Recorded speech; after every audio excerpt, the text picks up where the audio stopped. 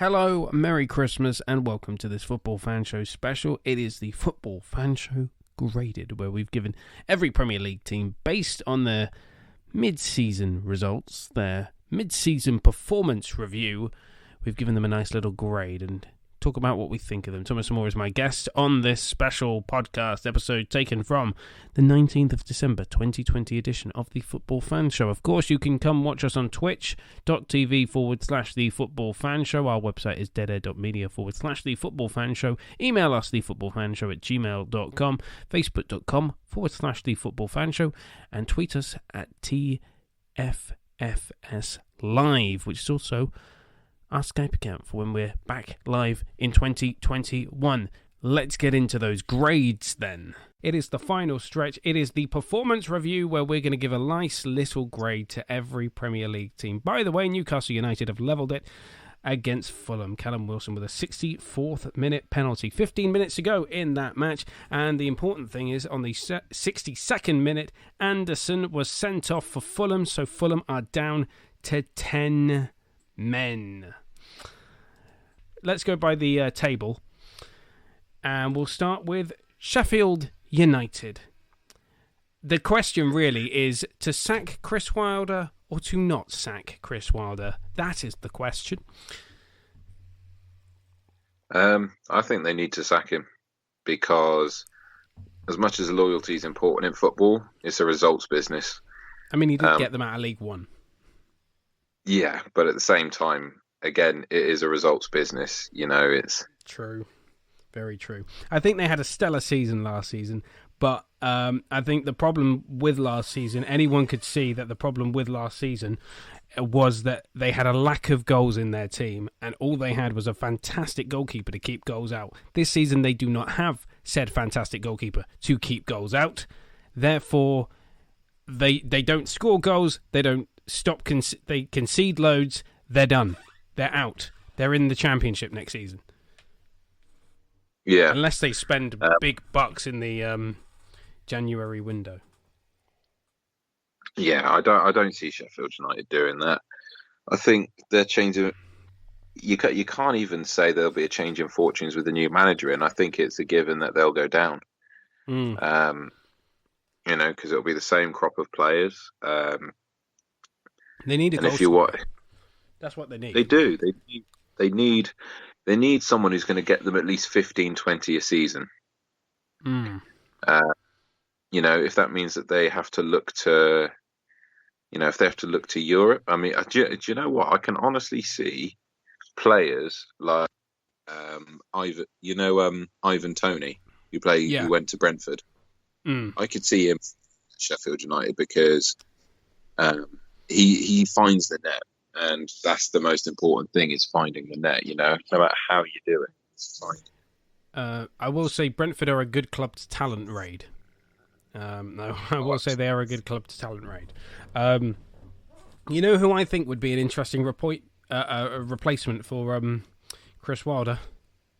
Slaven Bilic. Slaven Bilic, we were talking about him earlier. I think Slaven Bilic would be an interesting appointment. I don't think anyone is keeping Sheffield United up, but Slaven Bilic, appoint him as the Sheffield United manager, because West Brom down and dirty. Let's talk about West Brom. They're 19th in the Premier League. Sam Allardyce, well, we can't really grade them. Oh, by the way, what is your grade for Sheffield United? I'm giving them a big fat F. I'd probably give them a U.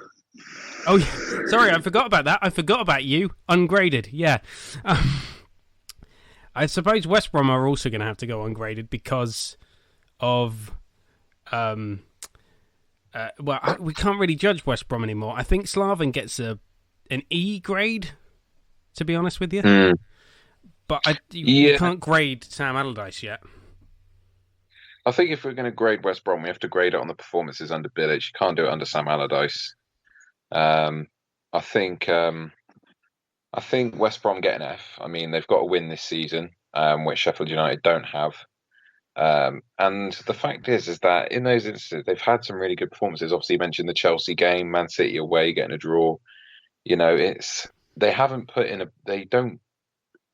bad performance against these teams. They don't play badly. It's more the fact that they they can't stop conceding goals. Same as Sheffield United. So I would say they would have to get I would say it would be an E, a respectable E for West Brom. A respectable E for West Bromwich Albion. Burnley are 18th. They're on 10 points. Burnley I'm deciding. They're always going to be the team that props up the league. Everyone can agree that Burnley will never light the world on fire.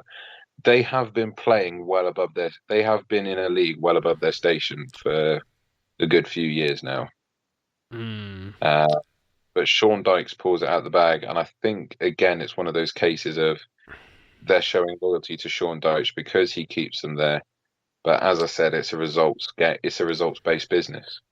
And I will add that Burnley always seem to do better in the second half of the season.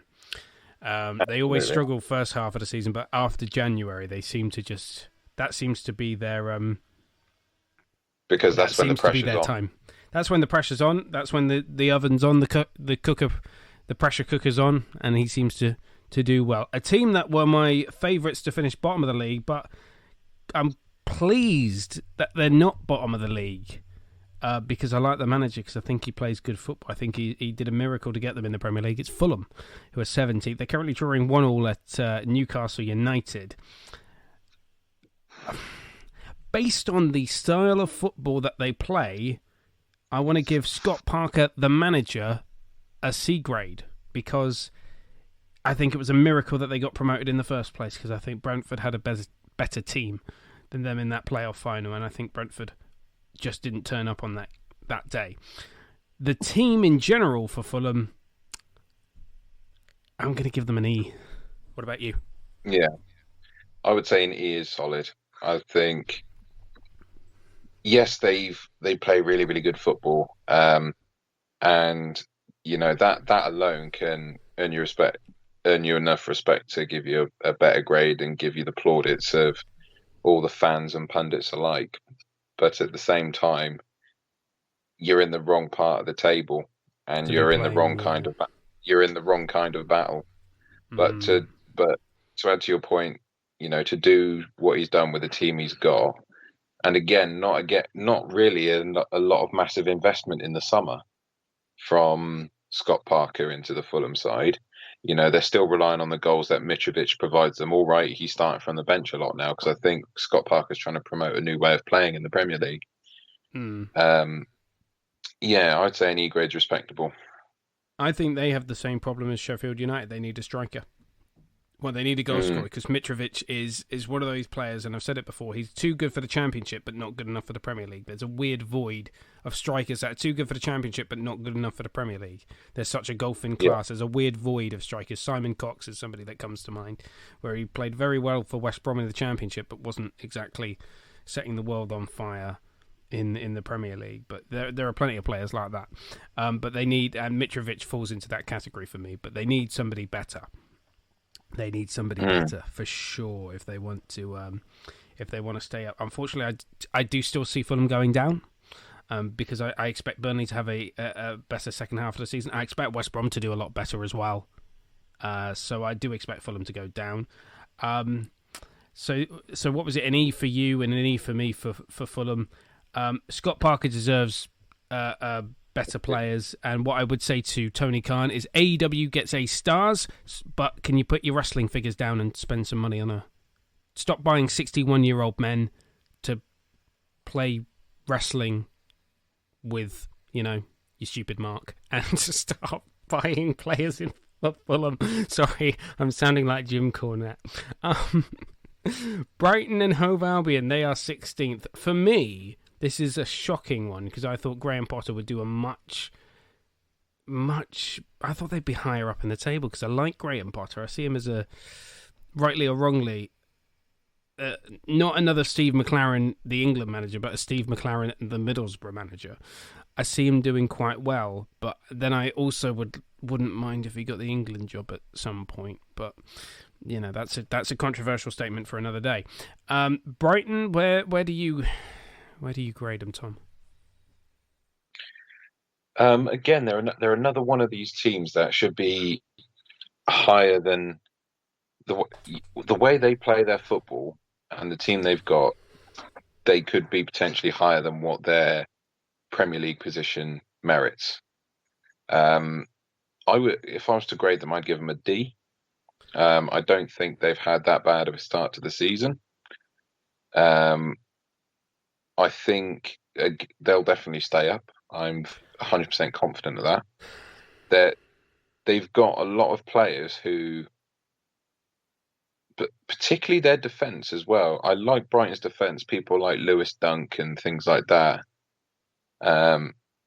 They are another team who'll probably need an out-and-out goal scorer because I 100% do not think Neil Maupay is it. Yeah. I think they need a striker who's going to bang in goals. Their defence will keep them in the game long enough for the strikers to bang the goals in. If they were to get someone who's lighting up the Championship on fire, then that would 100% be. They would 100% be a lot higher. They would be a solid mid-table team, I think. Definitely pushing 10th and 9th with an out-and-out scorer because their defence keeps them in the game long enough. And they haven't actually got a bad goalkeeper in Matt Ryan. Yeah, I'm just thinking, why did no one ever try to sign Troy Deeney from Watford? I know he's old. I know he's on the wrong side of 30. But he still gets you goals in crucial matches. He's just somebody that springs to mind. I think Sheffield United. I think all the bottom clubs should be going for Troy Deeney. To be honest with you, I think Fulham, Brighton, Sheffield United. I know he's not a long-term option, but for a short-term solution, you're trying to stay in the Premier League. If you're going to panic buy, Troy Deeney would be my. But you could also argue the fact that Brighton, they don't have again that many creative players. In a sense that Burnley don't, Brighton don't have that many players who can pick a killer pass. I'll tell you who I think would probably thrive. Brighton, I honestly think if they wanted to cash in on it, if they went in for Ismaila Sarr from Watford, because his price tag would have gone down significantly with the relegation. If they went for someone like Ismaila Sarr to... someone who can get past defenders, knock balls into the box, score the odd goal. And even then, he could still get the odd goal on the counter-attack, good old-fashioned Route 1 football. Then I think 100% Brighton have definitely got the draw of being a decent-sized club, playing at a good level. They've been back in the Premier League. They've been in the Premier League for a couple of seasons now. I think the temptation would be too good.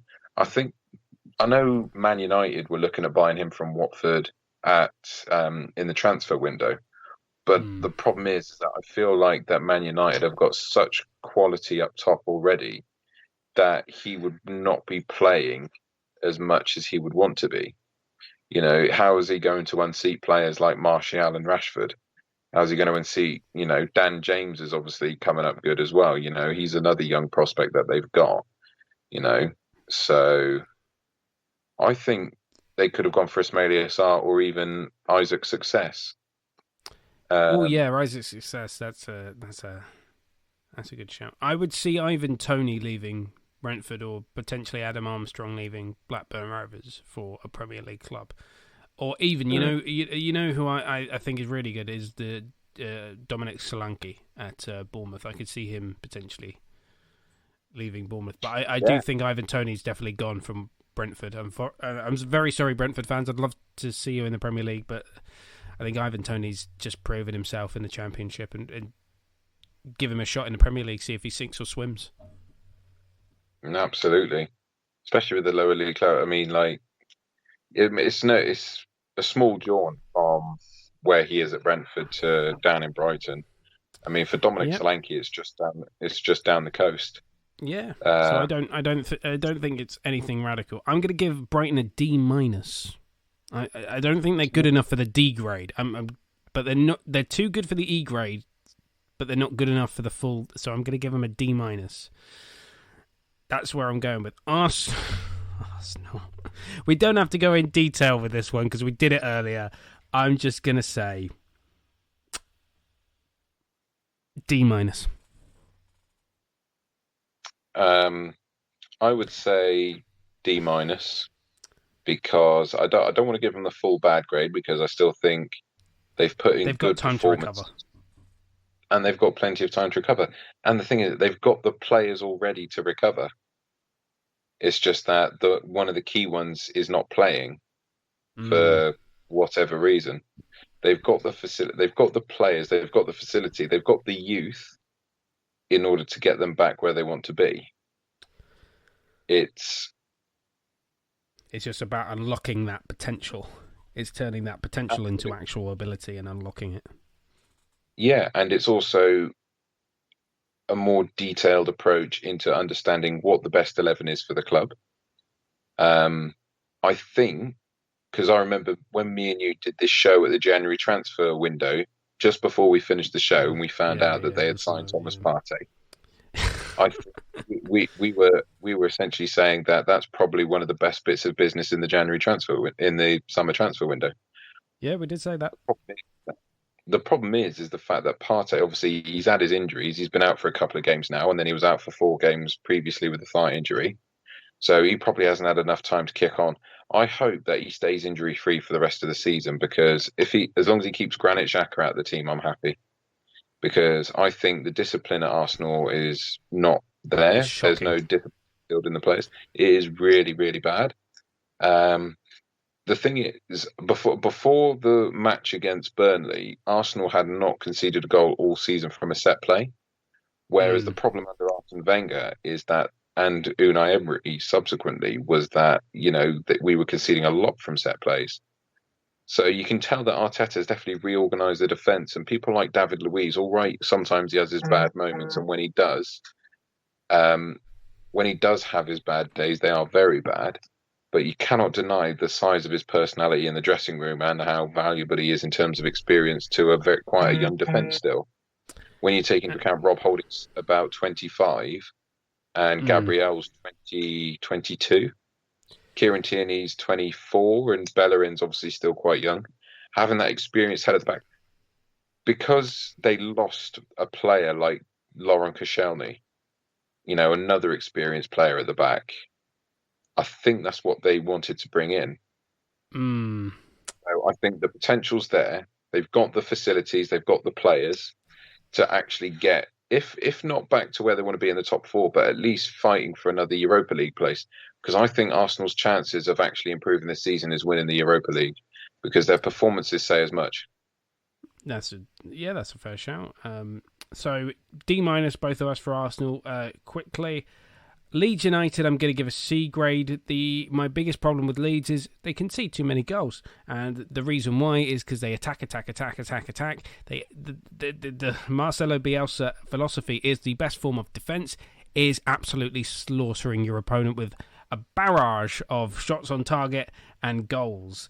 And unfortunately, it has meant that they've conceded a lot, because attacking is the best form of defence in Bielsa's mind.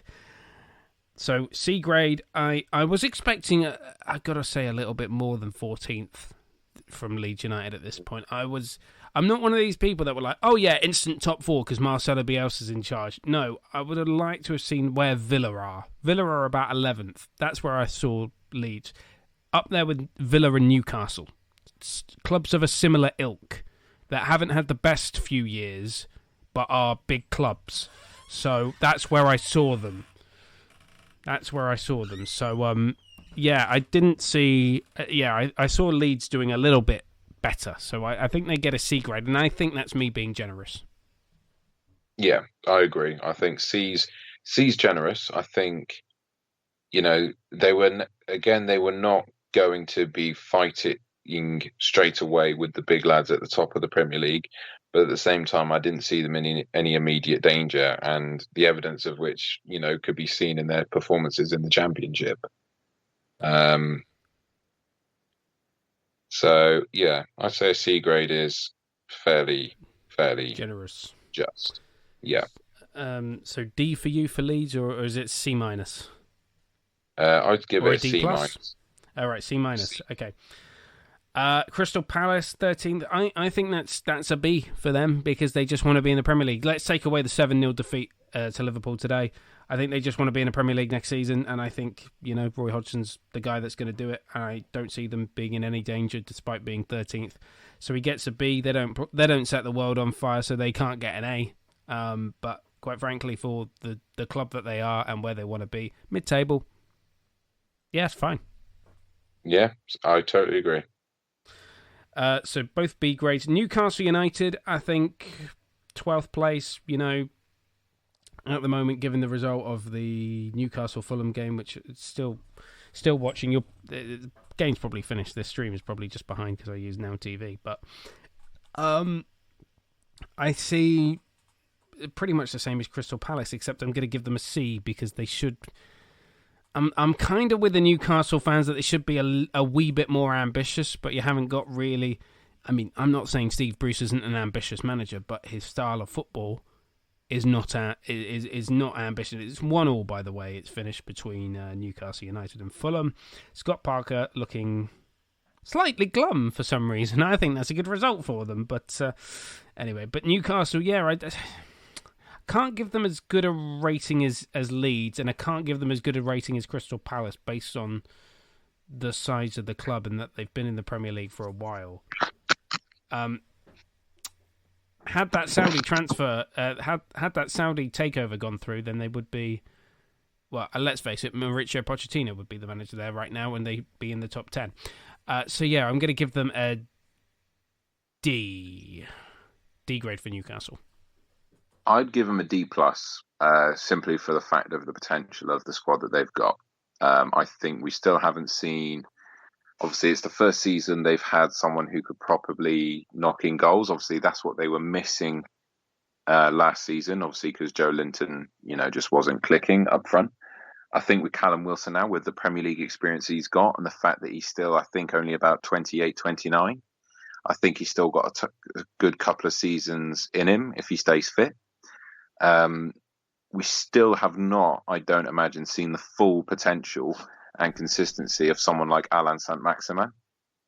I think he is their talisman. I think they need to build the squad around him. Because I think if you have the right squad around him, he will kick on. Miguel Almiron as well. We haven't seen the full bits of him yet, I don't think. With Newcastle, a lot of their attacking players change, but not a lot of their defenders. I'd like to see Newcastle invest in more of a stalwart defender, someone who is going to be reliable, someone who's getting his head to about 90% of the balls that are coming into that box. I would honestly say if Newcastle were to buy a defender that's currently in the Premier League that I think would do very, very well for them, I believe they could buy someone like Tyrone Mings. I think Tyrone Mings, because Newcastle do get peppered with a lot of attacks, Tyrone Mings is quite reliable in making sure the ball stays out. Either that, or they could be a new home for someone like Shkodran Mustafi.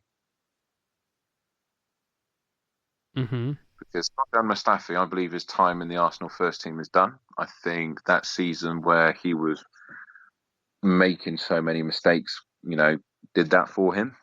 But I think he's got that kind of level head, because the times he has played this season and indeed last season, he hasn't made any glaring mistakes. His tracking back is good. His recovery runs are good. His heading, you can't doubt his things like his heading ability either. He has very, very good heading ability. I think Newcastle, if they were to purchase someone like Shkodran Mustafi, would be, is quite good.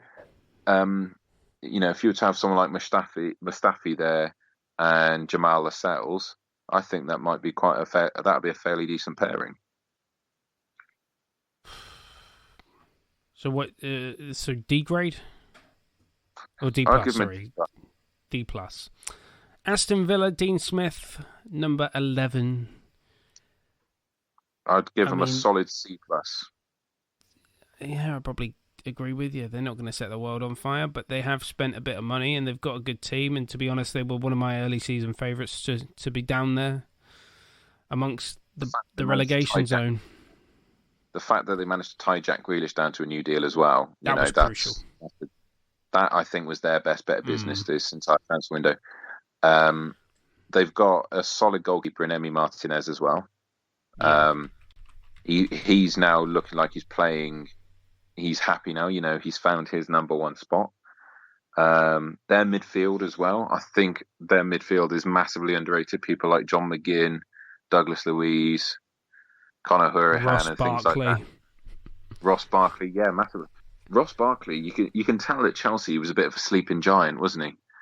But he's done really, really well at Aston Villa.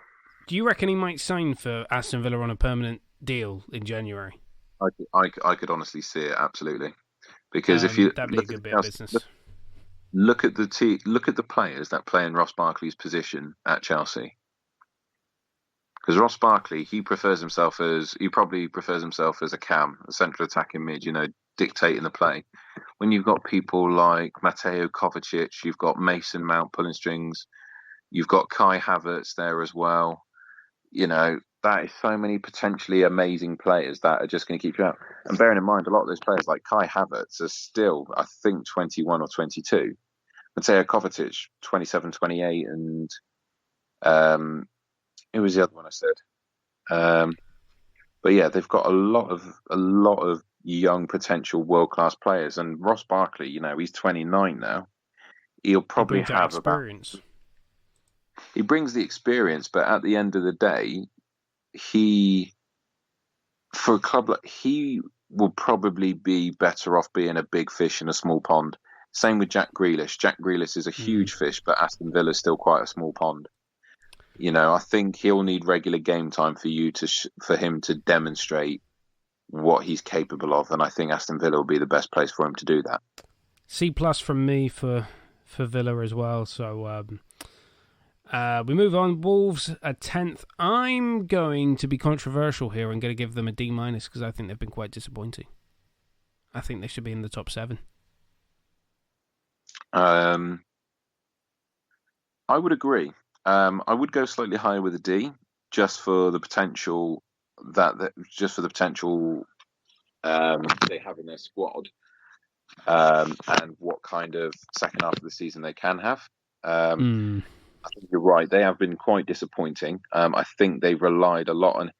I think a lot of it comes down to things like squad depth as well. I think outside of their main players, they don't have that many other backup players that can step up. So, like when Raul Jimenez was out, they were playing a £40 million 18-year-old.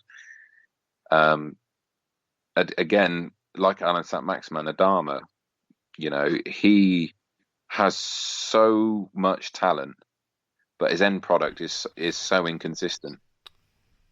It's really, really, really a shame to see a team like Wolves who have got that much potential and it's not being taken.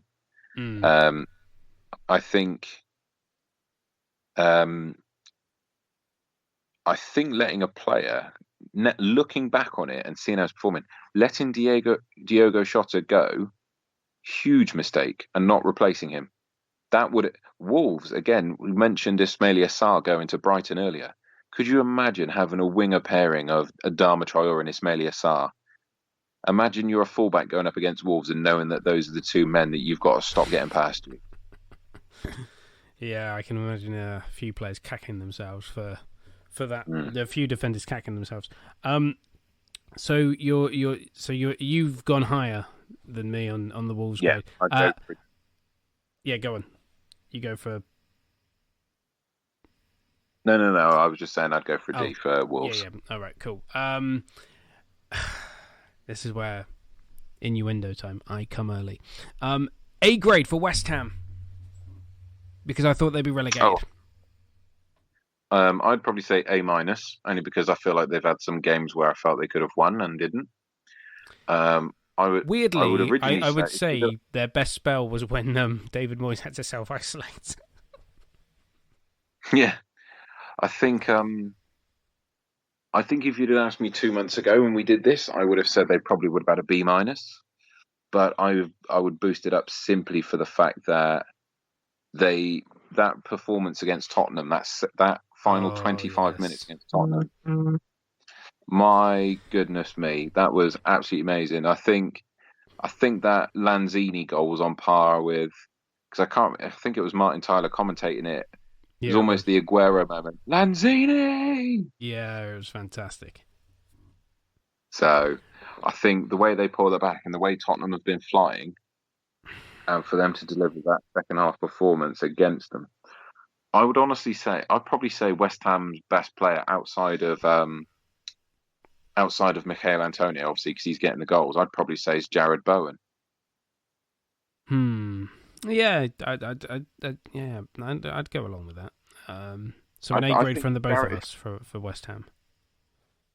I'd say A minus for West Ham A for me. minus. So I've rated them slightly higher. I know you want to talk about Jared Bowen, but we really don't. I realise it's got 10 o'clock and we are overrunning. We're going to stay with it because we need to finish all these teams and then I'll go through the league table. And you can depart once we've done all this because I can do that. 8th place, I'll let you start with this one. Chelsea, 8th. What grade do you give them? I'd give Chelsea a D. Okay. Because we sat here and talked about what Chelsea could do in the Premier League because they're just, they had Timo Werner coming in, they had Kai Havertz coming in, they had Mason Mount who was doing really, really well. They had a good defense. They have Thiago Silva come in. They had the issue with the goalkeeper, which I think they resolved. I think Edouard Mendy has the potential to do really, really well. Better but to than be Kepa. in 8th, sorry. Better than Kepa. Yeah, but to be in 8th position after all that money you've invested and these world-class players that you've brought in, for someone like Timo Werner, someone who was knocking them in for fun in Germany, to come over here and he's not scored now, I don't believe, in I think about 8 games. 8 games with no goals. I was going to say, I've been very, we were all talking about last season. Frank Lampard did a great job without signing anybody because Chelsea had so many young players that they used. And I was very disappointed that Chelsea seemed to ditch that model that made them successful. Mm-hmm. And I know Chelsea needed improving, and I'm not saying they shouldn't improve, but, Pulisic was brilliant last season, and he's still got the potential to be one of the Premier League's best, but, just get him on the pitch, man. So I'm going to give Chelsea, for the amount of money that they've spent, and this was always the worry with Lampard, that if he spent money, pressure, going to give him an F.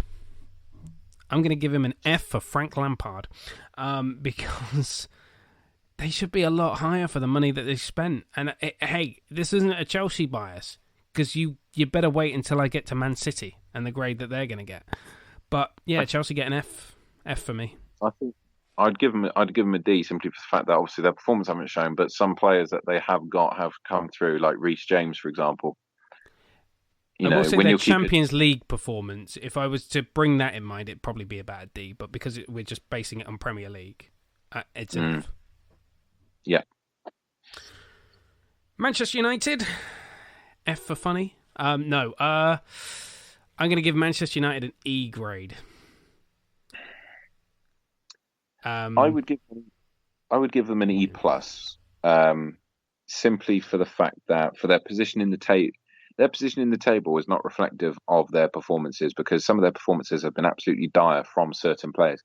The team as a whole is good, but it's individual cock-ups that let them down. So people like Harry Maguire, Paul Pogba, Fred, things like that. I'd give them the slight boost in grade for the work that Marcus Rashford's done. The only man in a Man United shirt that will walk in and probably get a round of applause at Anfield. Their performances are not reflective of their position in the table. If their performances were generated into results, they'd probably be the ones in about 14th, 15th place. But you've got to take your hats off them. You've ground out results, and at the end of the day, you can only beat what's in front of you. So, to grind out results as the way they have done, I'd probably give them slightly higher. I'd probably give them I'll give them a D minus actually. There you go, an upgrade. There you go, Manchester United fans, a bit of an upgrade from Tom there. What I will say is that as a manager, Ole, and this does take into account his last interview before their final Champions League match where they lost to PSG and got knocked out. When he was talking about Pogba, I just knew that he's too nice to be the manager. And bearing in mind, I don't know what goes on behind the scenes. He could be an absolute hard as nail bastard behind the scenes. But I don't think that's true. I think he's too nice. And unless he turns around in January and tells Paul Pogba to F off, then he will never get my respect, I'm afraid. I don't care how many titles you won in Norway with Molde. You still got relegated with Cardiff City. You are not good enough to be Manchester United manager. So an E from me and what was it, D- from you? D-, yeah. D-.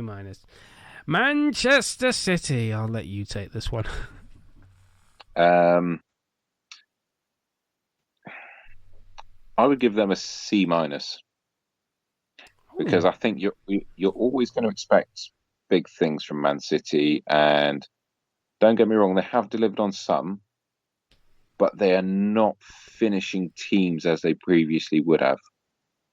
You know, games where they probably be winning 4-0, you know, they're winning 1-0, or they're drawing 1-1, being humbled at home by Leicester City.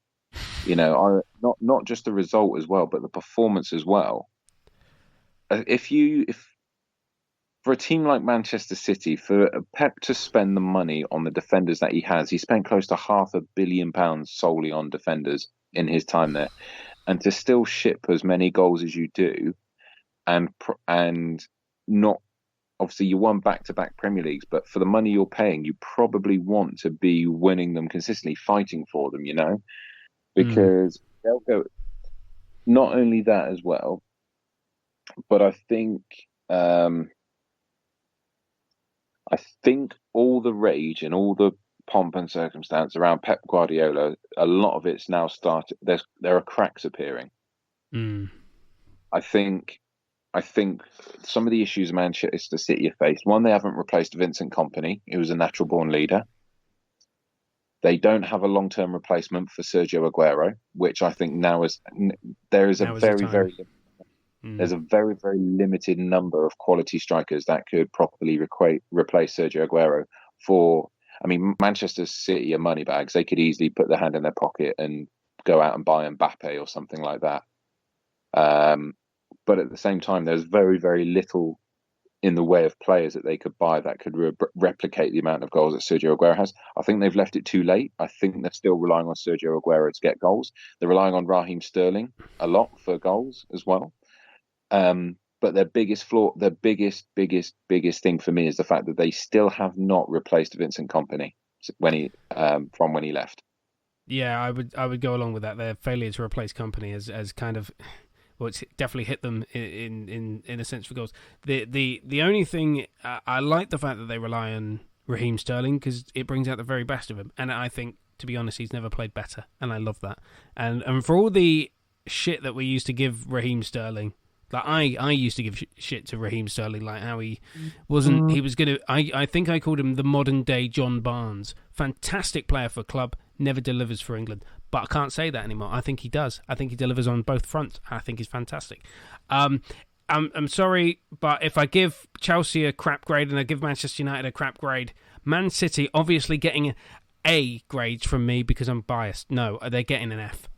They should be in the top 4. They should be competing with for the title. They should be, for the money that they spent, for the manager that Pep Guardiola is, and I've always said that players, that managers that are handed trophies on a silver platter are not good managers. They are just, their reputations are not proportionate to the level of success that they've had. Zidane, in my opinion, I've said it a million times and I'll say it again, is absolutely one of the worst man managers in world football. Gareth Bale is my example for that. How can you not manage Gareth Bale? How can you not do that? So for me, and I don't know what the weakness for Guardiola is, with Zidane I can pinpoint it. It is poor man management. I think he's a crap man manager. Guardiola I haven't taken the time to really analyse where I think he's weak. Where his weakness is. He is a weak.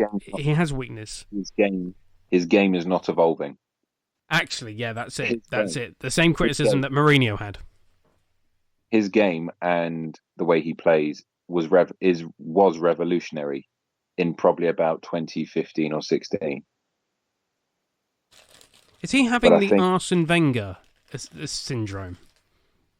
I think I wouldn't say Arsene Wenger syndrome. I think Arsene Wenger got to a point where he was synonymous with the club, whereas I don't think Pep is quite there yet. But in terms of style and play and because we talk about revolutionising the way that Arsenal played, the fitness and dietary changes that Arsene Wenger brought. He changed that club inside and out. And you can argue that for Pep at City, not in the same way and not to as good a degree, but it does kind of feel like the football's not evolving. You can see it. It's inherent there, and I think what we've got to understand is the fact that a lot of Manchester City's quality players, they are getting old now. So like Fernandinho probably got one more season left before he retires. Obviously, David Silva's not there. Kevin De Bruyne now is 29. So he'll probably have 2 or 3 more seasons at the top level before he goes off and makes his retirement money.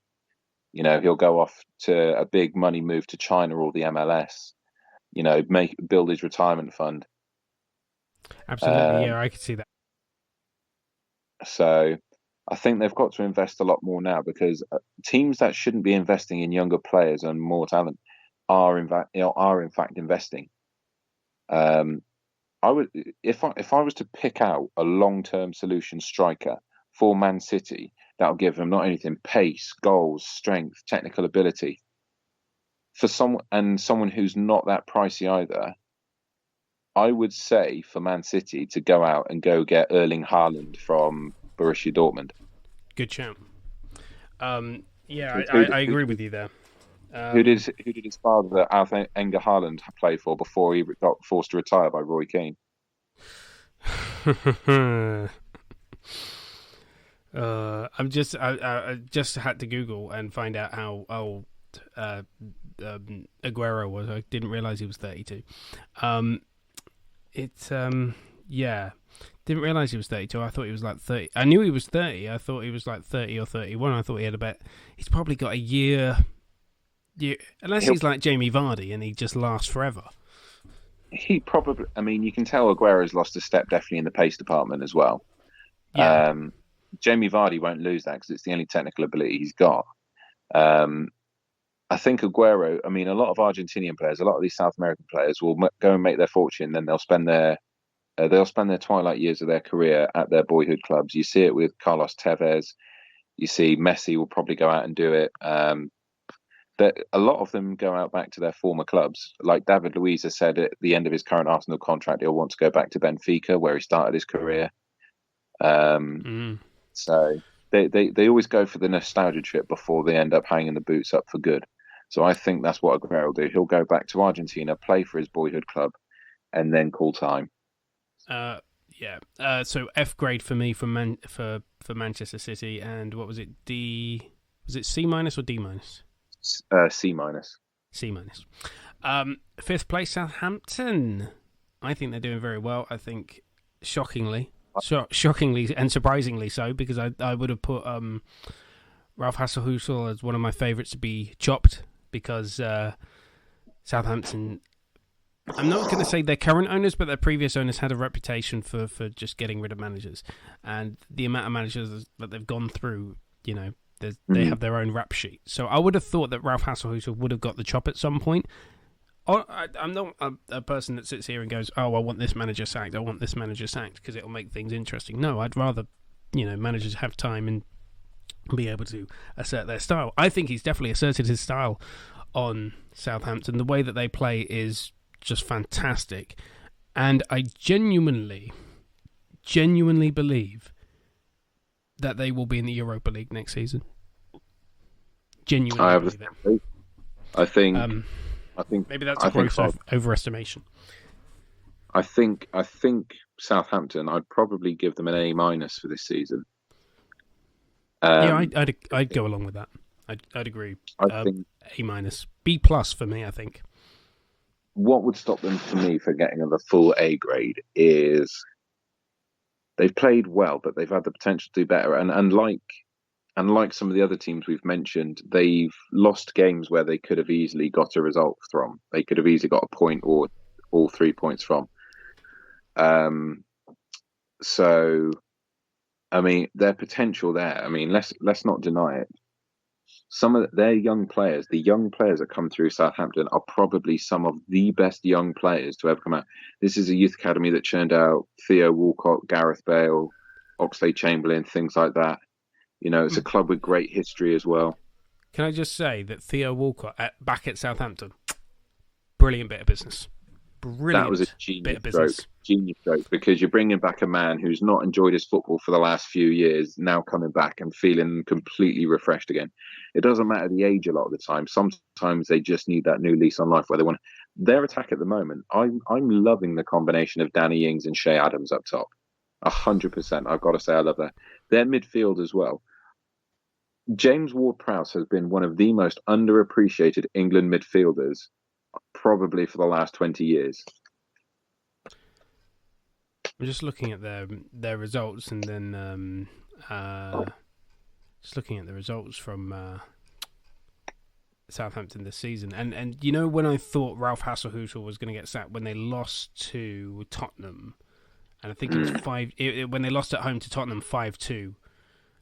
Back in August, when they lost that game 5-2, I thought you're not going to last until the end of the season. And then they went on to beat Aston Villa at Villa Park by 4-3, and I thought, okay, you might just see it out. And then they've just been sensational. 3-0 win against Sheffield United. Okay, yeah, they lost 1-0 to Man City today, but they're Man City. They got a point against Arsenal. They beat Brighton by 1-0. They got a point against Wolves. They beat Newcastle. They beat Everton by 2 goals. They were the first team to beat Everton this season, weren't they? 2-0. Yeah. Everton were on a mammoth run before they came a cropper against Southampton. Yeah, okay, you can argue Everton were down to 10 men, but Southampton outplayed them. You know, Southampton were the better team on the day and deserved to win. And I think it was the Everton result where I kind of had to concede that I was wrong about Ralph Hasenhüttl because of that 5-2 defeat to Tottenham. And when they beat Everton, I was just like, okay, I'm wrong about you, aren't I? So I think they've done brilliantly well, and for me, it's a B+. I should give them an A-. I should go along with you, but I'm just going to be contrary and just say B+. Leicester City, we're in the top 4. They're 4th at the moment.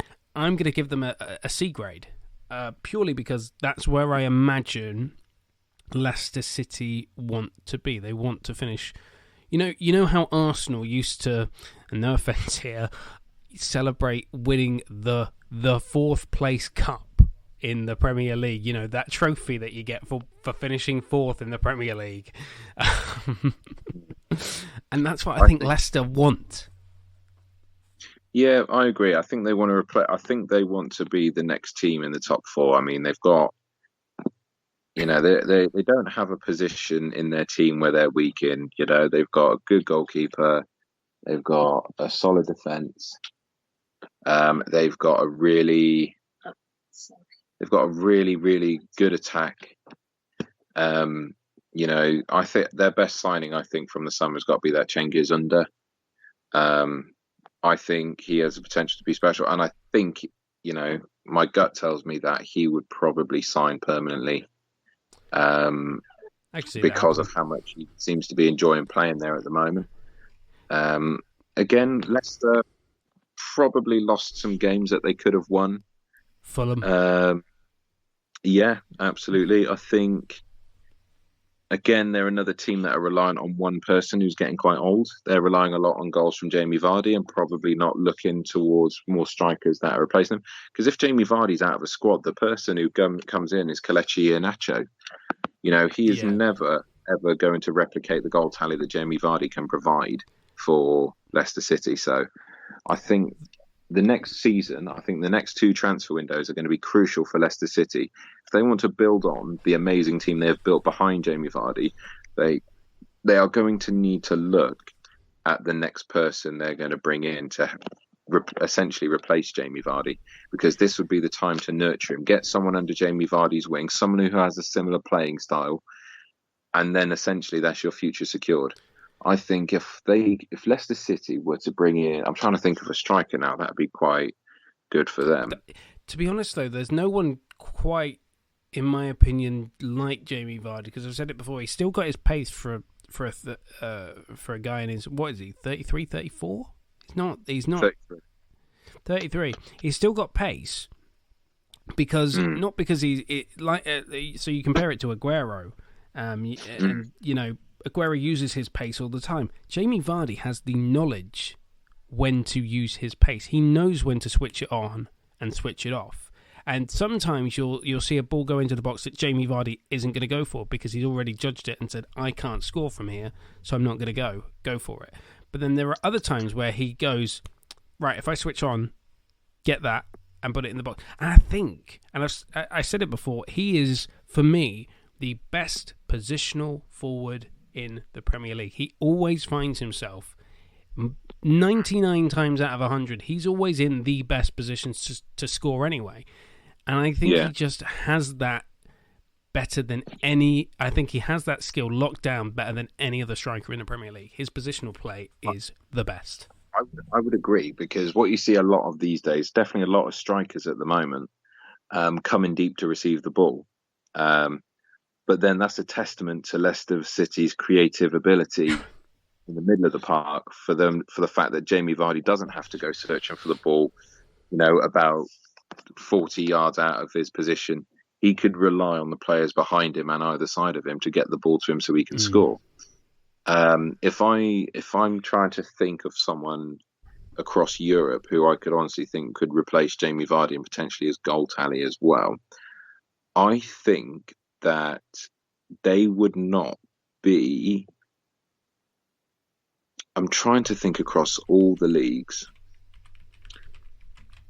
Do you know something? Do you know who I could really, really see Leicester City potentially buying? And this is the God's honest truth. Go on, Farrell. I see Leicester City going for someone like Memphis Depay. Ooh, that's a shout. I don't see that happening though. It's a shout. It's an off. Yeah. Go on, justify it. He offers a lot like Jamie Vardy. He's quick, he's strong, his technical ability is sound. He finds the back of the net. He knows to play. He has got the ability to sniff out when the opportunity is right. I think, obviously, his reputation in the Premier League is probably a bit tainted from his time at Man United. But I think a move that big was probably too soon for him. For him to come in and then a lot of the team's performances were reliant on how well he played. I think now that he went to Lyon and reinvented himself, that could be ideal. Or if we want to talk about Brendan Rodgers' previous links, why not bring from Celtic Odsonne Edouard to Leicester City? I'm just looking at it, and apparently Memphis Depay, how much do you reckon you'd pay to sign him from Lyon? Obviously his contract is up in the summer. How much do you reckon he's worth? I'd probably go no higher than about 45 million if his contract's up in the summer. So his contract is up in the summer and he is expected. So get this is going to blow your mind. 5 million euros. Really? 5 million euros. So Leicester City jump on this. 26 years old. Apparently Barcelona are the club that are going to make a 4.5 million euros. 4.5 million euro offer, Barcelona. Arsenal. You're saying to Arsenal jump on it? No, we haven't had a great Dutch player in the team since Dennis Bergkamp and Mark Overmars. Oh, Dennis Bergkamp. Apparently, Memphis Depay is looking at a switch for 4.5 million euros to cash strapped. It says in this article, Barcelona. Get rid of Messi, and you'll be fine. I think this is the great conundrum, and it's going to. I fear for Leicester post Vardy that they're going to be searching for a long time.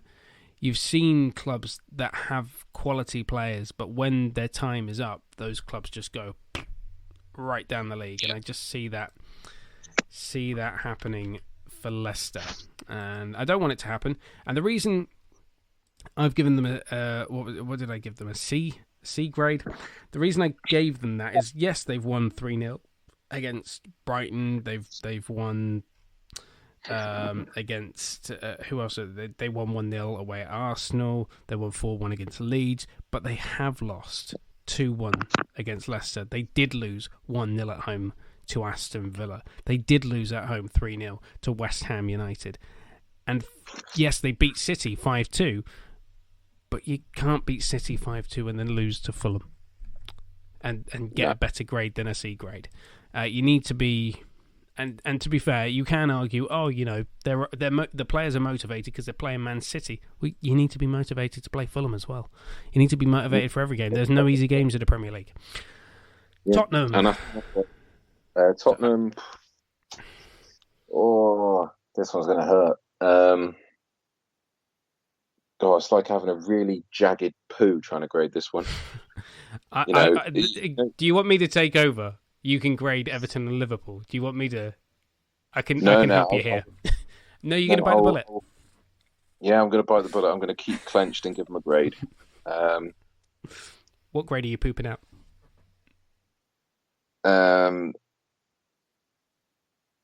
I would give them a B, solid B. Why are you giving them a B?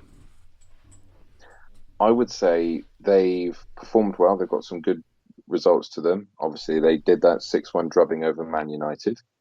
That was very impressive, by the way. Very impressive. I think the combination they've managed to get from Harry Kane and Heung-min Son is absolutely unstoppable at the moment. Heung-min Son's knocking the goals in for fun, as he usually does. I think a lot of people, when you think about it, they bought him from Bayer Leverkusen for 22 million. A lot of people look at players like Mohamed Salah and Sadio Mane for absolute bargain buys. But Heung-min Son for 22 million for Bayer Leverkusen about 4 years ago, that is an insane piece of business.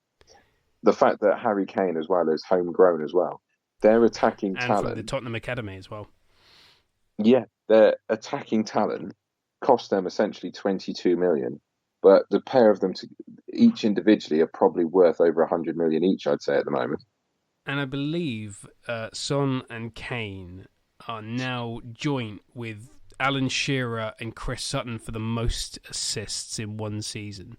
So I think Sutton and Shearer had 13, and that was the most in Premier League history. Son and Kane have now matched that with 13 assists with each other. So they're easily going to break that record and take that record from Shearer and Sutton, which is one less thing for Shearer to talk about on Match of the Day. Yeah. I hope, do you know what, just to hear Alan Shearer shut up for a bit, I'd like Harry Kane to break the record because he's well on the way to doing it. Harry Kane's got years and years and years ahead of him. Yeah. He will. He's going to do it, totally. So you gave them... Sorry, remind me, which grade? I gave them a B. The only thing that stops me from giving them an A is the fact that every season after the Christmas, Tottenham have a string of bad results and bad performances. They go off the boil, they lose sight of everything. They think that they're in the position they want to be, so they almost take the foot off the gas a little bit. So that's the only bit that concerns me. They have been historically guilty of doing that. Results like the 5-2 win against Southampton, and the 6-1 win against Manchester United, but then you've got to look at results like the 1-1 draw against Newcastle. That's not a good result if you're Tottenham. The 3-3 draw against West Ham, which we were talking about so fondly earlier, that's not a good result. The 2-0 win against Man City, very good result, but you've got to take it, and the Arsenal win as well. But then you can't draw against Crystal Palace. Yeah, it only takes for one of those two players to get injured as well for the whole house of cards to come falling down. Because last season, Harry Kane was out for a good few months, I believe, and Tottenham just weren't the same without him. I think it takes for one of those two to get injured. Tottenham, for me, do not have the squad depth. of quality players. You said it earlier, didn't you? Yeah, I think Son and Kane's performances carry a lot of the team. I remember last season and possibly the season before, obviously Lucas Moura was quite instrumental to the team. He was quite he's very difficult, but he very rarely gets into the team these days now with like Bale back and things like that. And Bale's barely played. Yeah. That's the weird bit.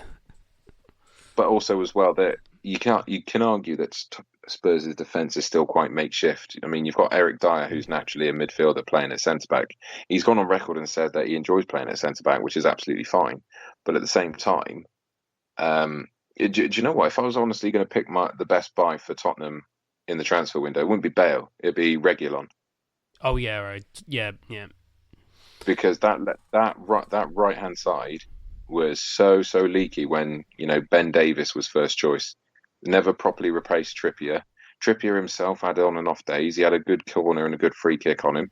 He was at a great attacking fullback. But at the same time, with a lot of fullbacks these days, they lack the defensive quality. The same argument could be for Trent. Yeah. Tottenham, for me, they get A-. I think, at the start of the season, I said Mourinho is going to get found out because he's a bygone era manager, and I said he would be my favourite to be the first sacked, but ahead of the Premier League season. This is where I eat my own words and say, actually, Mourinho's done a very good job.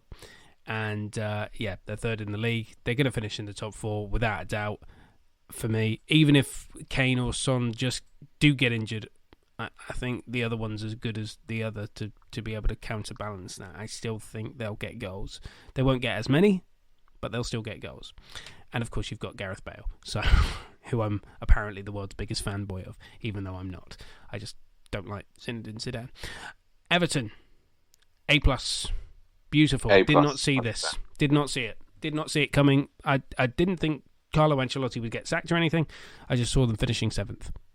And hey, there's half a season to go. But fantastic transfer business. Absolute amazing transfer window. Getting people like James Rodriguez. So their midfield, if you think they have an attacking 3 midfield, Abdoulaye Doucouré, Alan, James Rodriguez. What better combination of strength, quality, technical ability, and attacking prowess? Absolutely fantastic. Say, you know who I'm so impressed by?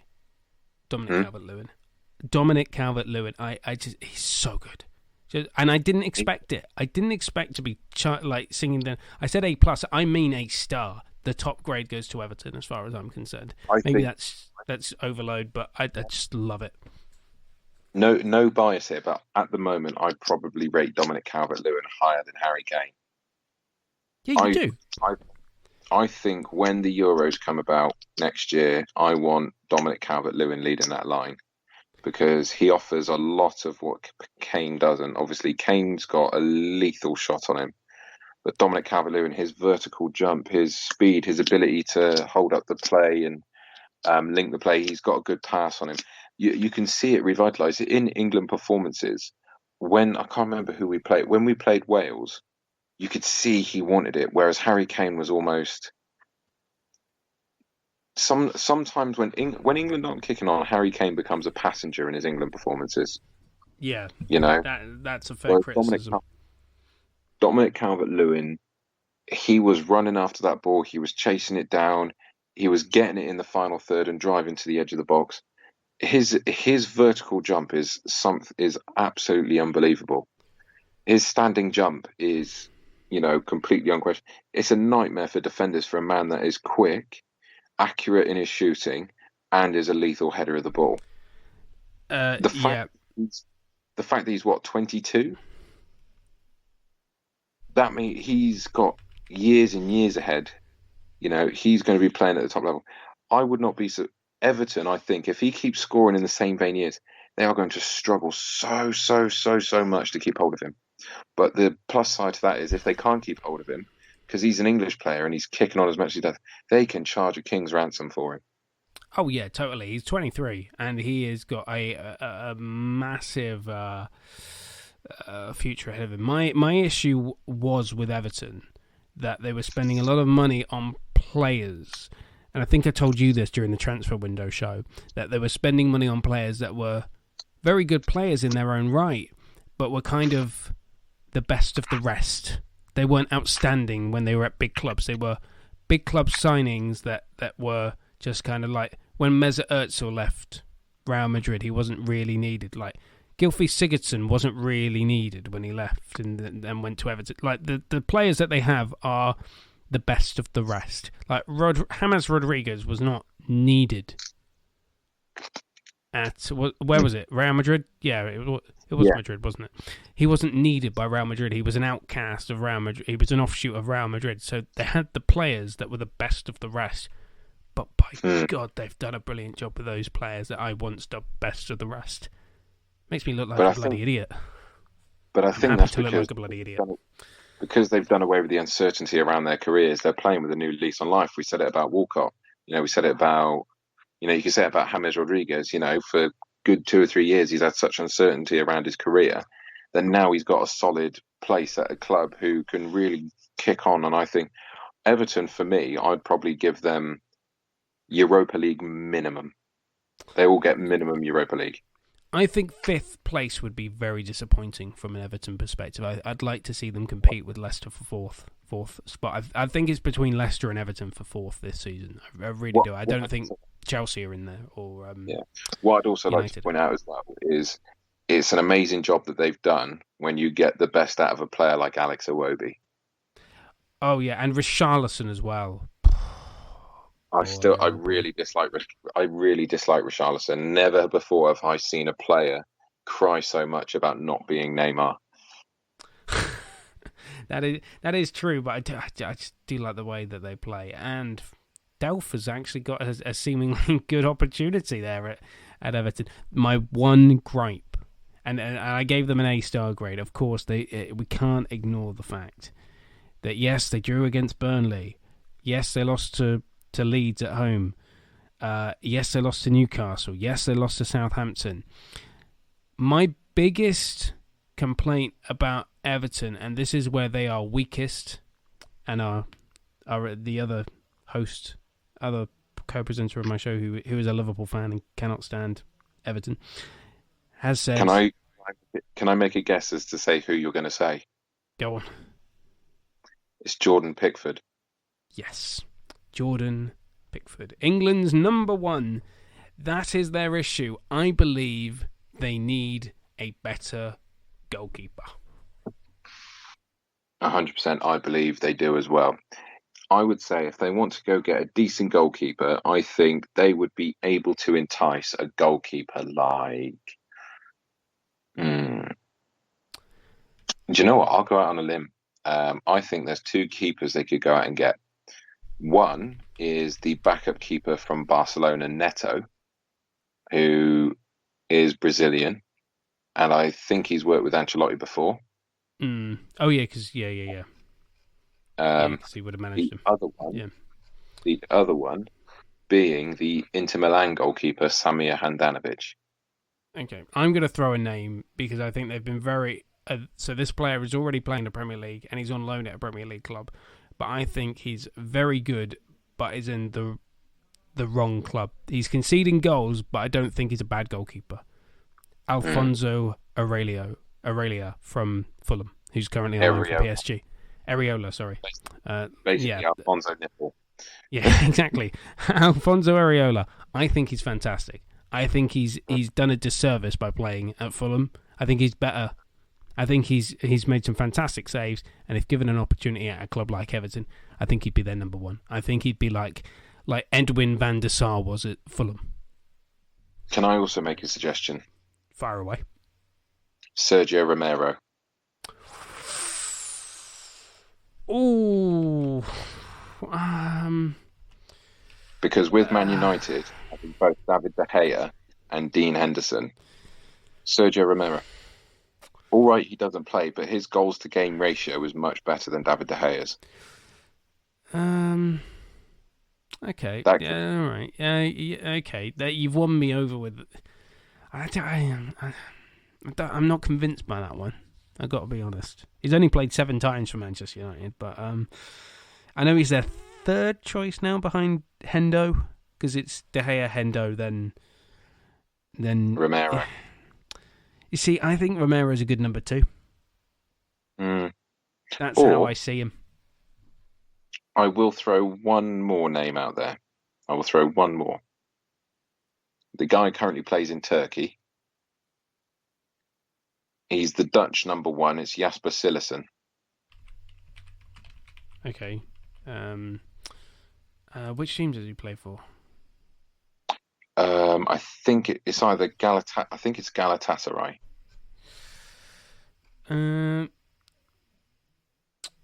Because there was so yeah, I gotta be honest, I'm not aware of this guy, so I can't give you stats or anything like that. Although on the Wikipedia page it says Tim Krul is the number 1 for the Netherlands. That's bull. So that's clearly not true. Yeah, I would just say Everton need a goalkeeper. Unfortunately, they need to ditch Jordan Pickford, and heck, I want England goalkeepers to play as much as possible. Nick Pope. Yeah, I don't want Jordan Pickford to have another. I don't want another Joe Hart. I don't want Jordan Pickford to lose his confidence. I don't want him to have a bad career post the big club. I want Jordan Pickford to do well, because if he does well for his club, then he does well for England. But Everton need a better goalkeeper. Quickly, there is only one club left. Instant A-star from me. Liverpool, top of the Premier League. I'd give him an A. Why not an A-star? Why are you not giving him the top grade? I still don't think that they've kicked into top gear yet. I still think that there's plenty more to come from Liverpool, and I think some of their performances if Liverpool were to keep their star players fit, I think I would give them an A-star. I want to see more from some of the summer investments they've made from people like Thiago and things like that. I really, really, more than anything, want to see Minamino get a regular starting place, because I feel like he's done so well. For me, another thing is, if Liverpool are top of the table by the end of Christmas, 100% I give an A-star, because they've done it without Virgil van Dijk. Yeah, that's why I gave them an A-star, because they did it without Virgil van Dijk. And they by the way, they will be top at Christmas because they won 7-0 today. So they are top on Christmas. Whether that remains come the 26th of December remains to be seen. But for me, because they don't have Van Dijk, that is why I give them an A-star, because they have that hole in defence, but they've been able to cover it well. And yeah, they've had some ropey results here and there, unless we forget the absolute drubbing that they got at the hands of Aston Villa, a 7-2 defeat. That was I'm just going to put that day down to an absolute freaky day, because that was the same day that Manchester United lost 6-1 at home to Tottenham, and for Aston Villa to let 7 in it away at Villa was a bit of a freaky day. I think they've done okay. Yeah, go on. It was funny because that was the day. It just seemed that all Spanish goalkeepers got together and said, "Yeah, we're going to play really shit." So Adrian David De Gea. Totally.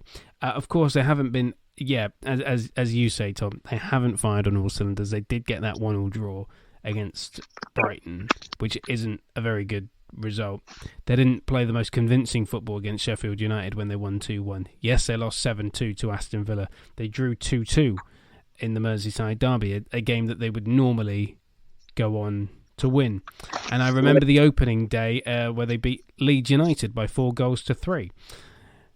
But I think the 7-0 win today, I'm looking at their fixture list, and I just think they're going to win a lot of games now, because they've got West Brom next. They've got Newcastle away. Then they're away at Southampton. That's going to be the tough one. Then Aston Villa, a return to Aston Villa in the FA Cup third round. I don't think that's going to be the same result. And then I think they'll beat Manchester United, which is who they play after that. So I do see them winning a lot more matches. And without Van Dijk, everyone thought they were going to struggle. And I also said at the start of the season that if Liverpool focus on multiple competitions, then they will not retain the Premier League.